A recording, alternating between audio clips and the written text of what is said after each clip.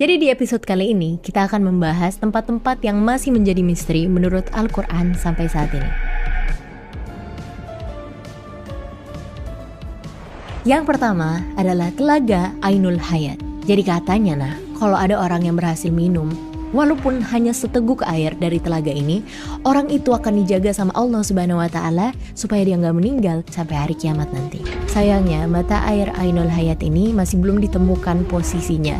Banyak yang bilang kalau lokasinya itu ada di Pulau Bermuda. Oh ya, tentang telaga Ainul Hayat udah disebutkan di Quran surat Al-Kahfi ayat 83 sampai 101. Tahu nggak kalau banyak ulama yang berpendapat kalau Nabi Khidir alaihissalam masih hidup sampai saat ini? Ini karena beliau meminum air dari telaga Ainul Hayat.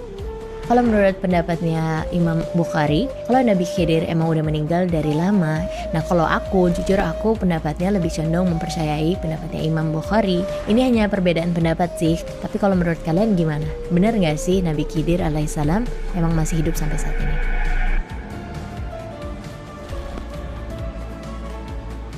Yang selanjutnya adalah Pulau Socotra atau Pulau Dajjal. Socotra ini letaknya ada di Samudra Hindia. Jadi Pulau Socotra ini konon katanya menjadi tempat tinggalnya Dajjal dari dulu sampai saat ini. Karena tahu nggak kamu, pas orang-orang datang ke Pulau Socotra, di sana tuh banyak banget flora yang berbeda dari tempat lain.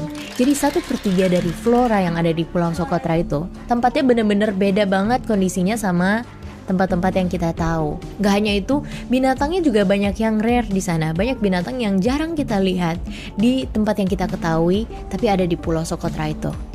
Ina tahu kan, di zamannya Rasulullah itu pernah ada orang yang bertemu dengan Dajjal, yaitu Tamim Ad-Dari. Ada sekelompok orang yang sedang berlayar di lautan. Setelah terombang-ambing selama 1 bulan lamanya, mereka akhirnya terdampar di sebuah pulau. Nah di pulau itu mereka bertemu sama binatang yang bernama Al-Jassasa. Ternyata si Al-Jassasa ini bisa berbicara. Akhirnya kan mereka dibawa ke sebuah kuil yang katanya kuil itu adalah tempat Dajjal dikurung. Ini semakin mendukung kepercayaan kalau misalnya emang ada pulau di dunia ini, di sana adalah tempatnya Dajjal dikurung. Ada juga sih yang bilang Dajjal itu sebenarnya bersembunyi di dunia tapi alamnya tuh berbeda sama kita. Jadi kita nggak bisa ngelihat Dajjal gitu. Belum ada dalil ataupun hadis yang mengatakan kalau Socotra benar-benar pulaunya Dajjal. Tapi sampai sekarang kita belum tahu pasti kalau benar apa enggak Pulau Socotra ini tempatnya Dajjal. Ini semua masih menjadi misteri guys. Tapi kalau menurut kalian gimana?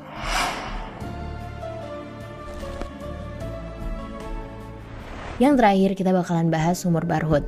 Jadi sumur ini katanya bukan dibikin sama manusia Konon katanya sumur Barhut ini dibikin atas bantuannya jin. Iya, dan tempat ini tempat berkumpulnya roh-roh orang kafir.